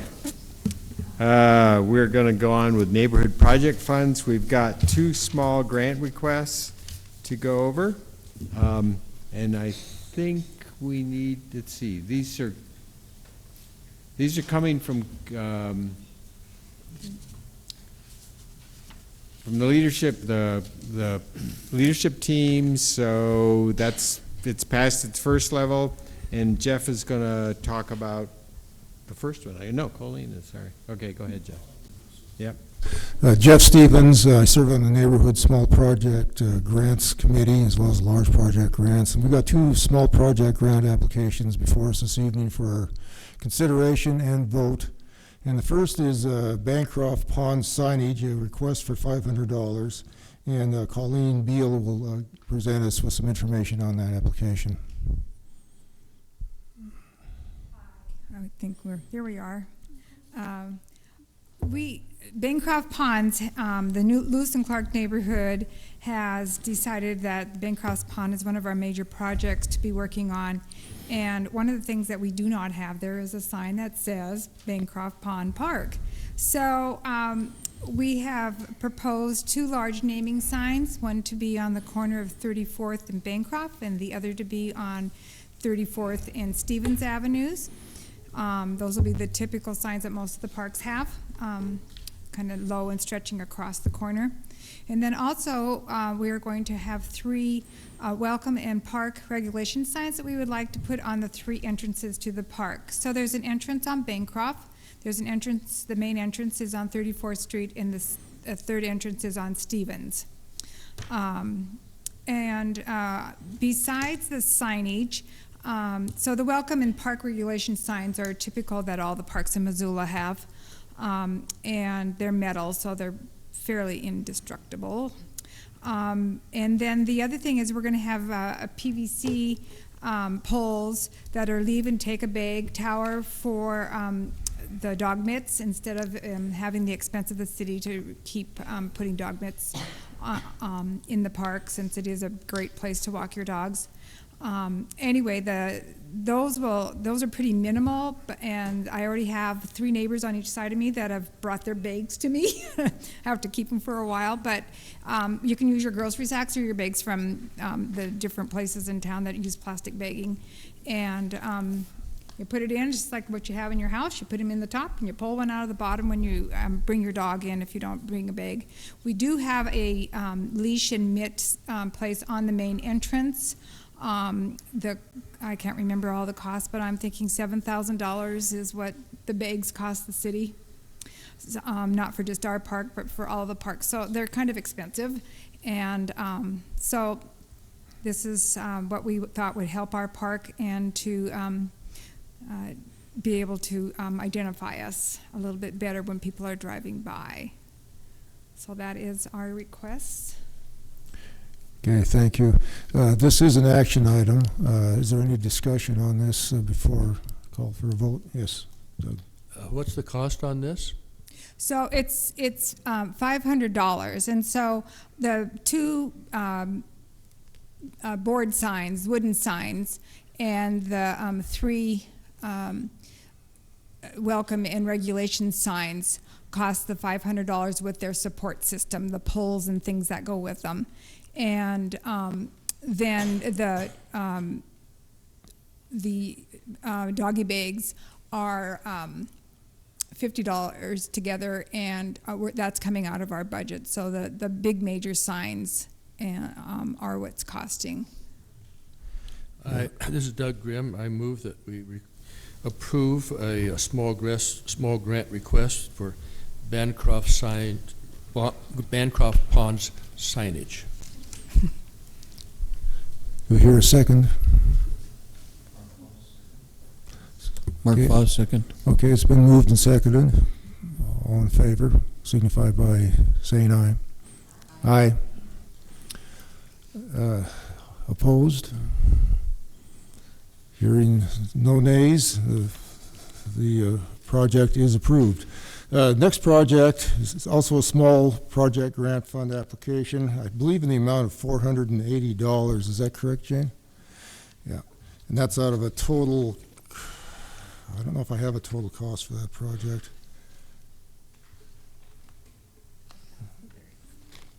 $1,030. Oh, yeah, okay, yeah.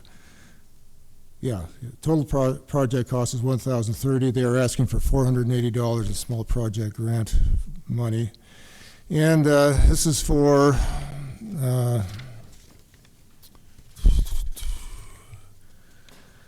aluminum trailhead and entrance signs, oak boards for welcome and directional signs, miscellaneous materials and hardware, fence posts, and a lend-a-leash kiosk. So is there, I don't think there's anyone here to present on this particular application, is there, Jane? No. No, but is there any questions or discussion? I don't know if I can answer them, but I'll try. Doug? I move that we approve a small grant request for the Boone Randolph Homestead Signage Project for $480. Do I hear a second to the motion? I'll second it. Ray Ayton. Okay, it's been moved and seconded to approve this project fund application. All those in favor signify by saying aye. Aye. Those opposed? Hearing no nays, I believe that motion has been approved. Thank you. All right, moving right along. We've got Jane's going to talk about the final on the community forum bylaws. Okay, Jane Kelly, Neighborhood Coordinator. The Community Forum Leadership Team reviewed the bylaws and went over them and made some changes to them, simplified them, bring them up to date. There aren't really any major changes to them. They voted on them and decided to present it and put it on the agenda. According to the original bylaws, which are in effect right now, it needed to go on the agenda 1 month. Then the second month, there was discussion and on the agenda again. That was last month. And this is the third month it's required to be on the agenda to have final discussion and adoption of the bylaws. And they are in your packet, so. They're the last 2 pages in the packet in case you. All right, Michelle? The leadership team shall consist of 3 to 7 members. As this is different than the municipal code section 1.8.050, how will you change the code? Well, this has always been in effect. We haven't changed this. It has always said 3 to 7 members for the community forum. I believe the neighborhood councils say 5 to 7, and it's not addressed in community forum. Yep. Great. Thanks.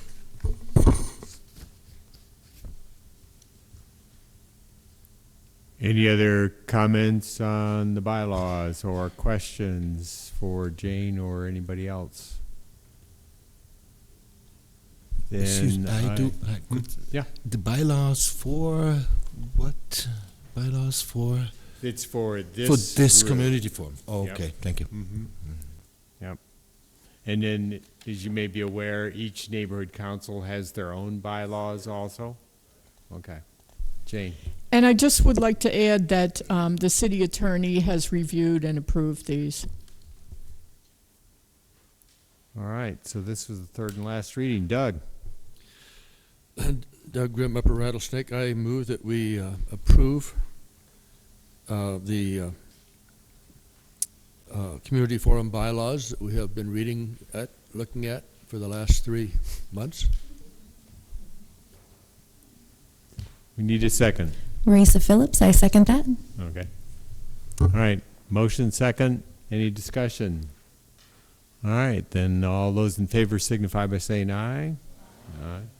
Any opposed? Any abstentions? Okay, the motion I passes. don't know anything about it, so I abstain. I'm sorry. One abstention then. Okay, nearly unanimous. That's fine. Thank you. Yeah, appreciate that. Okay. Staff reports. Anything? Let's see. Jane, you're first, then Karen. Okay, Jane Kelly, Neighborhood Coordinator. We've been quite busy the past few weeks, which is really a good thing. We've had at least 3 days where we've had 3 meetings in the same day, and we've managed to attend all of them. And so we've also presented last Monday the Outstanding Neighborhood Volunteer of the Year to Giles Talon, and also there was a group award to the Grant Creek Trails Association, and that went very nicely at City Council. They got a standing ovation, and City Council applauded. They broke their own rules, but it was really lovely. Everybody was very happy about that. We had the bus tour on Thursday, and we had we got the feedback sheets, and everybody seemed to have a good time. They enjoyed it. The food was good. The tour went great. We always like to thank Mike Painter. He runs the tour, and he's the retired chief of the fire department, so he knows all the streets in the city, and he did a really fabulous job on that. And also, we had a table at Earth Day on Sunday, and Earth Day has always been cold and rainy and windy and wet, and it's been in Caras Park. Last year it was at Free Cycles, and there was a much better attendance, and the weather was good. And this year there were over 50 tables, and it was quite an event. And it was held at MUD, Missoula Urban Demonstration Project, and it was quite a success. And so anyway, if we have time at the end, Karen is going to show a PowerPoint of the photographs that Karen took during these 2 events. So stay tuned. Let's hope we have enough time. Thank you.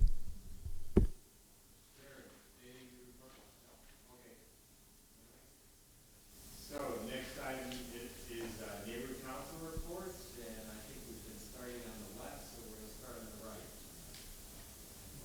right. Mark Foss, Southgate Triangle. We had our neighborhood meeting on April 11th. The main discussion was the trees that were cut down in Bellevue Park. The Parks Department came and explained to us why the trees are cut. Karen Sippy was there, and they just explained why. I'm not sure even if, we're all satisfied about it, but we're going to build a park, and we have a clean slate now, and we're going to go from there. So that's about all I have to report. Thank you. Marisa Phillips, Heart of Missoula. We just had our meeting on Tuesday. Brian von Lossberg was there to talk to us about safety issues with the Highway 200 underpass just as you enter East Missoula. Unfortunately, there really isn't a solution to make it safer for bicyclists and pedestrians at this time, but possibly in the future. It's on the list of long-term things to do. We also had Ethan Smith from the police department come and talk to us. Just reminders about Neighborhood Watch if people wanted to join that. And he's our community service specialist, so he's helping kind of clean up the heart of Missoula in quite a few ways, and he's been a really great liaison for that. And then we had Don Evans, who is one of the executive directors of the 316 mission, come and speak with us. And in our neighborhood, that's been kind of a eyesore and a crime problem, but the 316 and the police department have worked to clean out the parking lot right next to the walking bridge, which has been really nice. So it already feels a lot safer in the neighborhood. And they are actually installing new rules with their organization. So instead of enabling people who are having problems, they're going to start raising them up and helping them find housing and jobs. And they kind of have to do penance if they're getting help from the organization, which is really awesome. And I think that's about all we talked about. Thank you. Ron Larson, Grand Creek. We had a general or a leadership team meeting on April 12th, and several items were discussed, one of which was establishing our general meeting, which will be on May 15th at the Grand Creek Inn at 7 o'clock. But the items we discussed at our leadership meeting included the possible park and ride situation for Grand Creek, which kind of ties in with some of the discussion we had today. And I thought the discussion about Missoula in Motion would fit right in there, so there may be some connection there. But we're also going to be talking about, it has to do with transportation again, is that Snowball is expanding, and so we're going to be talking about what the possibilities are there for getting the skiers to the hill and not disrupting so much the transportation on Grant Creek. And again, tying in with transportation, which seems to be happening quite a bit, is again talking about mountain line routes in the Grant Creek area, so we can tie in some of that. The other item has to do with some of the establishment on reserve, like the development from Motel 6 area. There's expanding that area, how that may affect us and how we can all tie in with those projects. So our next meeting will be on the 15th of May. Thank you. Kim Walters, Kirchen River Road neighborhood. We had a very interesting, nice meeting yesterday, and I start off saying we used the community room of Home Resource, which is a really cool space. We were moving around before in Salvation Army and to Council Groves, and they were all nice places, but now somehow it's as if we found a home. That's really nice. So we had basically two very interesting presentations. One was from Katie Cleats from the Big Sky PR firm that communicates everything that has to do with the Russell Street construction to the neighborhood. And also Shane Stack from MDT was there to supplement what she said, and I must say they do an amazing job. They almost overcovered. We heard so many things so over and over again, and one thing that may be interesting for everybody who passes through that area, they have a jour fixe every Tuesday in the Salvation Army from 1:30 to 2:30, I think, and one of them will be there, and whoever has a question of detours or whatever can go there and get information material. Also, they have a website, and she also, you can sign up for a newsletter, and I usually, when I get it, I then also put it on the Facebook site of our River Road neighborhood, so it's plenty information available for everybody who's interested. So then the second presentation we had was also very interesting. This was a presentation of a planning student, Daniel Gundlach. I allow myself to pronounce it German. But and he approached us a few months ago as asking, how shall I say it? He, for his studies, he has to choose a project, a property, and show how it could be planned in a nice way. And he approached us to ask, what does the neighborhood want to see there? And he chose a very significant property for our neighborhood. It's the Jensen property. It's right next to Coca-Cola and Council Groves, right across on 3rd Street, right across from Johnson Street, and will be the property where Johnson Street will hopefully, in the foreseeable future, connect, because we have very little connectivity in that area. So we went back and forth. I told him, yeah, trees, we want to see trees, and bicycles should be safe when they go, and other from that you have to go, and we want we want mixed use, we want cafes. That's what we're missing.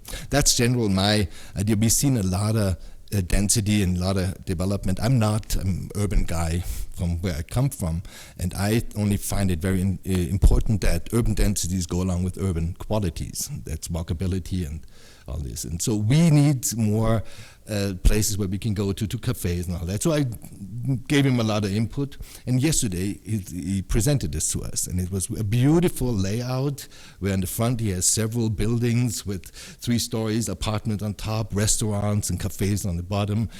Further back he has townhomes who are grouped around green spaces, and then he has a community garden had in there, and orchards planted at the north side of the. So it was a very big success with us, and hopefully he will get an A when he presents it next week. So. Other from that were more ongoing themes that concern our neighborhood. Infrastructure problems like lighting on Curtis Street. That's one of the few streets that goes from 3rd up to River Road, I know, and it's very dangerous at night. We bring it up, neighbors bring it up that they cannot go there at night with their kids because, it's no sidewalks, no lighting. Although we have one success story, some neighbor complained that there's no light on Curtis on River Road, then it's very dark. And it was sent to the city. I don't know exactly. Well, one of our members told us the story, and he came by, and suddenly there was a light. Somebody installed it. So something goes fast sometimes. So that was nice. The other theme was Hawthorne. It's an ongoing thing that's not in our neighborhood, but that's this elementary school, and a lot of children from our neighborhood have to go there, and it's an issue that they cannot go there safe, and it would be nice to have 3rd Street sidewalks and bicycle, but also there's a bike path to a private property. We're on that to make that work. Yeah, that's pretty much it. Thank you.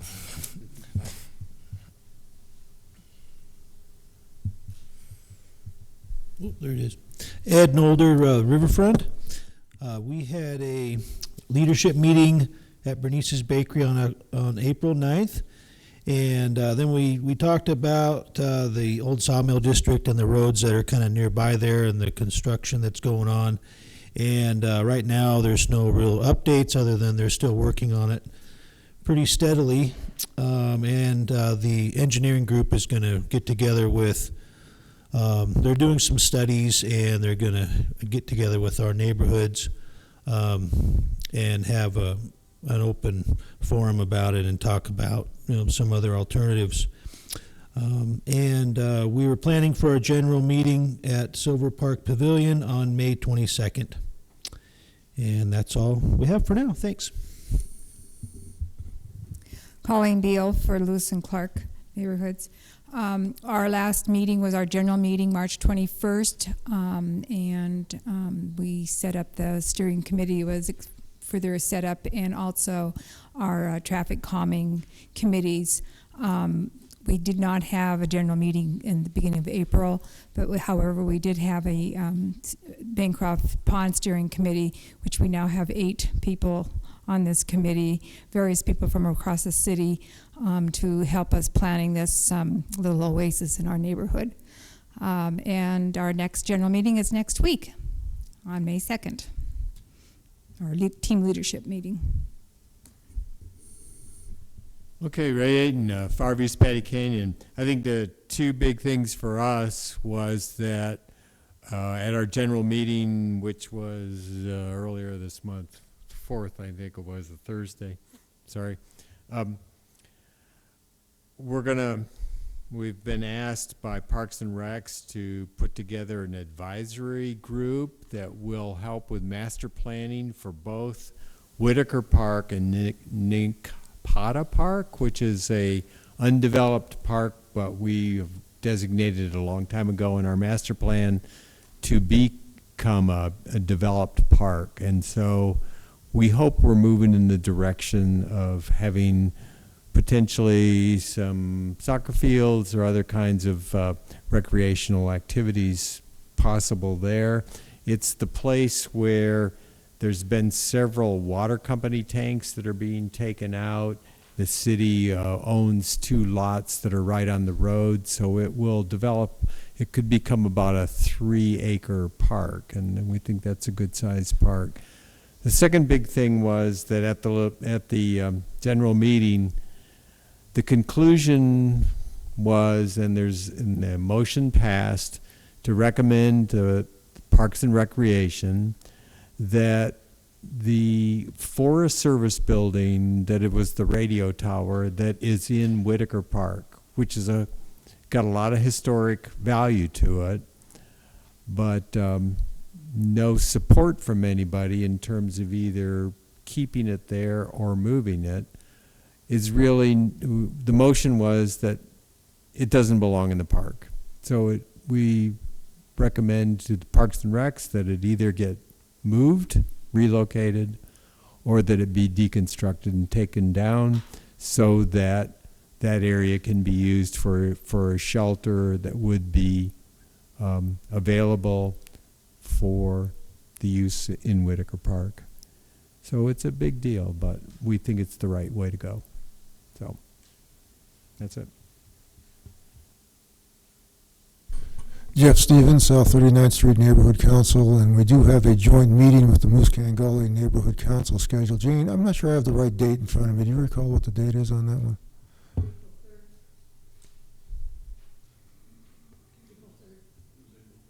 It was April 3rd. I missed it. Yeah, that's typical. Yep.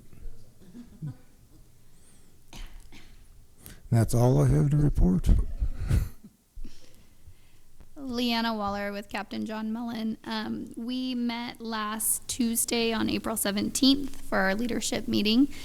We had Mary McCrae with Missoula Planning come and speak to us about our recent, the recent amendment that was submitted and approved by City Council on the 44 Ranch development, which was really informational and nice for some of us in the neighborhood to know that there's a light sort of at the end of this tunnel. They did approve the completion of our development is set for 2025, so that's really exciting. And she went over a couple other things that we may see in our development, which was also really great to just hear. We talked about our park update, as I've mentioned before, and as maybe been mentioned, we recently are working on developing a park in the 44 Ranch neighborhood, and we're continuing to work with City Council on finding funds to fund the additional 10 pieces for that playground. Yeah, so exciting things happening in our neighborhood at this time. And that's everything. Kathleen Gamar, Rose Park. We met yesterday, April 25th, and we had 2 different presentations. The first one was the Katie Klitz and Shane came and talked to us about the Russell Street Bridge. And then we proceeded to ask them lots of questions, not only about the Russell Street Bridge, but what's going to happen with the Higgins Street. We talked about the Van Buren interchange. And we got a lot of questions answered, and they were very helpful. I agree. And then we also had Mark Thane come, and he talked to us a little bit about understanding better the Missoula County Public School operations and the levies that we are going to be voting on. And then we discussed our meetings for the November, December location, and then also when our general meeting is going to be, and that's going to be in September. We decided to have more like a picnic type thing, and we're going to talk more about that at the next meeting to get that finalized. We have a traffic circle that will hopefully be going in the Cleveland-Crosby area, and that's still in process. Julie Devlin is the one who started that. Our bylaws were approved by our attorney, so next month will be our approval by our committee. Neighborhood Watch programming is coming along. They do have a committee that's set up for that, and I need to get going on my own personal neighborhood in that area. We have a Triangle Park that is being worked on, and there was going to be a lady that was going to come and talk to us about the National Wildlife Federation funding, and she was unable to come. So we got some information from Mike Painter, who headed that up, and they're still working on it. They've got things planted, and it looks like it's going to really be nice once they get that done. I think that's it. Thank you. Julie Stephenson with the University District. We met Leadership Council met April 3rd. We submitted a letter of support for the zoning overlay for the University District. That went to the Planning Board, and that was approved. The Leadership Council also approved amending our bylaws, and we will be proposing them to our next general meeting, which is May 1st, shortly. Oh gosh, let's see, what else did we do? I think that was probably most of everything we really planned for the general meeting, which is this coming Tuesday. We have Jordan Hess providing information about bike share programs and just new options for Missoula so we can become more informed in that arena. We also, Marie Anderson with the City of Missoula, Urban Forestry Specialist, she's going to be providing summer watering considerations for our landscaping and trees.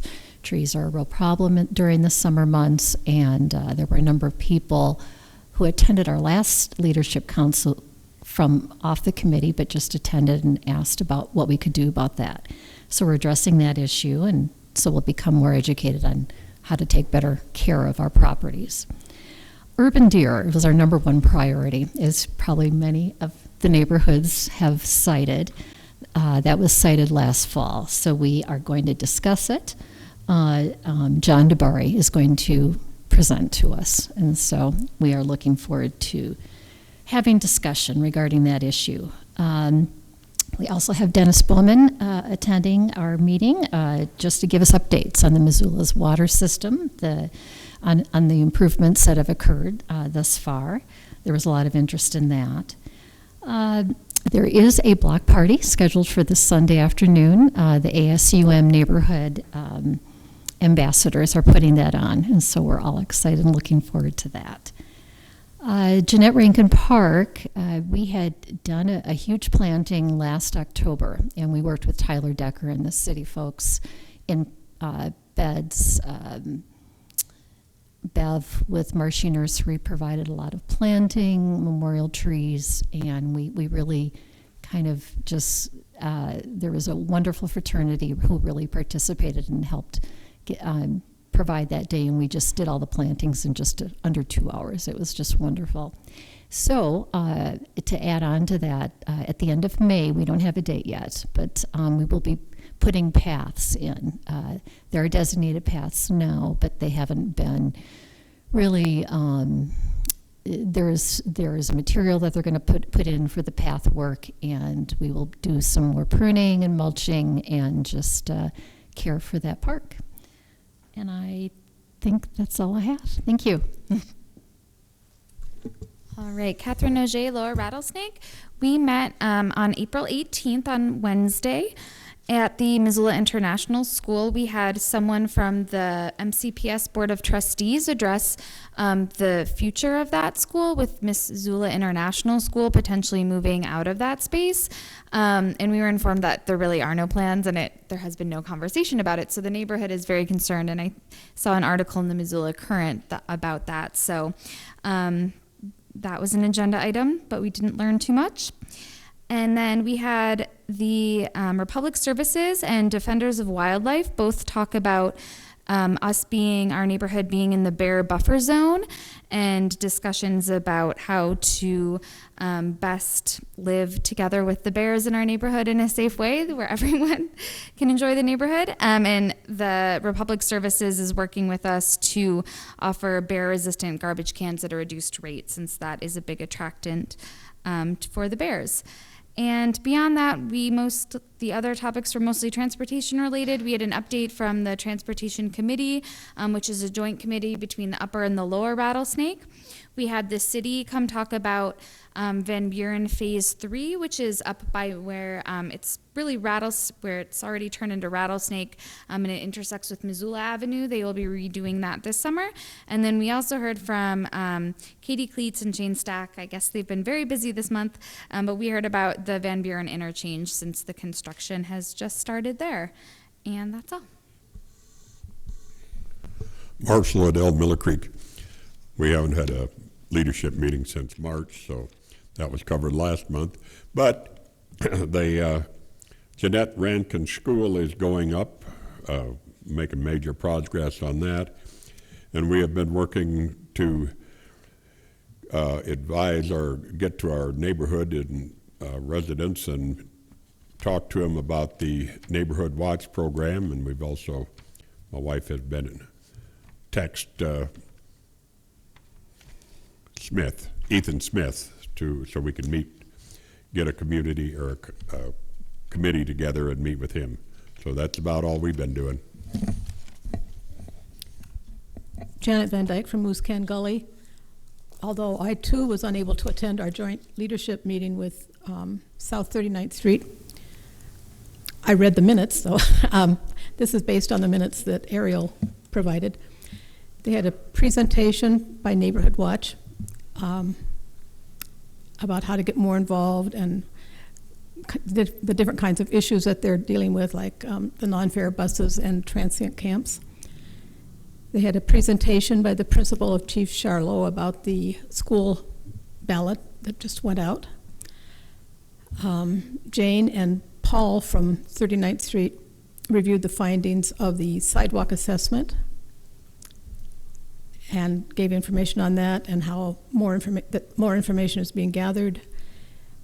We tabled discussions about establishing a trail between Moose Can Gully and South 39th Street, connecting it to Farviews and Patty Canyon, and also tabled a discussion about tree cutting and planting. We have a general meeting and barbecue scheduled for June 27th, and so far the agenda topics include discussion about smart 911, wildland fires.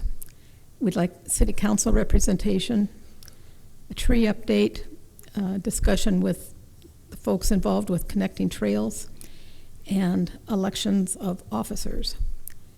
And I do have to say the bus tour was, again, very fabulous, and I just wish more people would attend. But I do have a question, and I don't know if this is the appropriate time to announce it or ask it. It would be between Southgate Triangle and 39th Street. There's a crossing right on 39th Street that has no crosswalk. and it goes from whatever that park is where all the trees got cut down over into South 39th. Is there a reason there's not a walk painted there? I mean, there's a trail comes up to 39th Street. Janet, I can look into that for you later. Like, send us an email and we'll find out, okay? Thank you. Thank you. Doug Grimm, Upper Rattlesnake Neighborhood Council. We haven't had a meeting for a few weeks, but we are planning a meeting in September. We recently have talked about a bike and walk path on the east side of Rattlesnake Creek, and it would eventually extend all the way up but to connect with the wilderness area trails. We've also been initiated to the I-90 and Van Buren reconstruction work there on the ramps and the two roundabouts. What I'd like to talk about next is very serious, and I hope all of you remember what I say. Could save your life. Rattlesnake Creek and the Rattlesnake Valley has some dangerous things that you can become entangled with if you're not aware. First off, when I was a kid, like in the 1940s and 50s, we never saw ticks in our yards. Now, like last year, I live near Rattlesnake School along the creek, and I was working on an irrigation ditch in the woods, and I discovered 3 different times when I came home a tick on me, and they will get in this area and down here, and the third tick, I laid down in bed and I felt something behind my ear, and there was a tick crawling along behind my ear. Now, the first time I became worried about ticks was about 35 years ago when a Missoulian writer who wrote an outdoor article every week or so quit writing. And after several months, I saw his wife and I said, why isn't your husband writing anymore for the Missoulian? And she said, well, he passed away. And then she went ahead to explain that he had been up the Bitterroot on a story and had been in the woods, and he had gotten a tick and he didn't know it, and it got into his hair, and he had long hair, and after a couple of weeks it had progressed to where his wife realized there was something wrong with him because he was breaking out with spots and things. Took him to the hospital, and it was too late to get rid of or to save him. Now, I have not ever heard of problems with Lyme disease or tick disease in the rattlesnake. But evidently because the weather is changing and dampness is coming down the rattlesnake farther. See, the rattlesnake area where we now live didn't have ticks because the air was so dry that it killed the ticks. And now it's more damp later in the spring, so the ticks are surviving on the bushes. And I take care of an irrigation ditch in the rattlesnake, and as I walk along, a branch will touch me, and you'll have a tick get on you. And so that's one thing to watch out for. So when you come home, if you have kids and so on, check them for ticks. Second thing is, in the far reaches of the rattlesnake, the bears have come out, and they're black bears, and they will not get down to Rattlesnake School or Greeno Park until probably August. And then they'll be looking for fruit to eat. Now, the lower rattlesnake, at their meeting recently, they were advised that they could get bear-proof garbage cans. They had a supply of 200 of them that they were saving for people who live only in the rattlesnake. So if you live in the upper rattlesnake or in the lower rattlesnake, for an extra $5 a month, you can get a bear-proof garbage can, which means you don't have to get up and put your garbage can out on the street after 5 or 6 o'clock in the morning.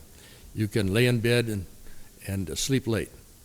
You can put it out, I guess, the night before. And the next thing I want to talk about, as long as bears, I have lived there in the same house for 70 years, and I have had many contacts with bears and dogs, and I have had numerous bites from the neighbors' dogs, and I've never had a bite from a bear. Doug, But- I'm going to cut you off because this is not a report about neighborhood council, Okay, well. right? I think maybe this belongs in public comment. It's 10 minutes or 5 minutes after 9. Okay. I think that in respect to all of us, we need to stop. Okay? Thank you.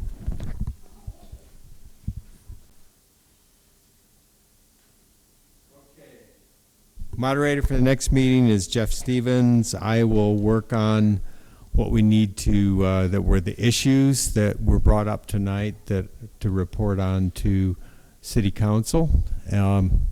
Because it's late, I hope you will just give me the freedom to make my own decisions about what that will be. I'll work with Jane and Karen on it. And with that, I'd like to adjourn the meeting. So moved? All right. Done.